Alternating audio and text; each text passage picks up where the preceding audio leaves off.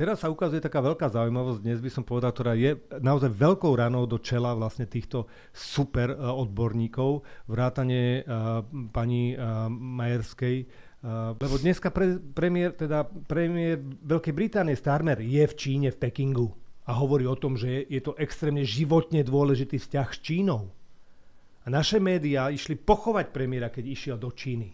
Lebo s autokratmi ako jeden sa nerokuje. A teraz išiel premiér Starmer, je teraz v Pekingu a vydáva vyhlásenia, ktoré keď si prečíta niekto zo Smečka, z aktuálne z denníka N, alebo teda týchto Valaškovcov a predchádzajúci minister Vlachovský a podobný, tí sa musia zakopávať, lebo už nevedia, ako toto vysvetliť. Takže tým pádom Fico len predbehol ostatných premiérov a išiel proste popredu a pre Slovensko vyjednal nejaké pozitívne kroky, pretože platí v mnohých krajinách vám povedia, no to je teraz krásne, že všetci ku nám chodia, ale vy ste boli s nami aj v tom čase, keď bolo ťažko a my si to vážime a preto vlastne budeme pripravovať nejaké nové investície. To je to, čo dnes Slovensko potrebuje.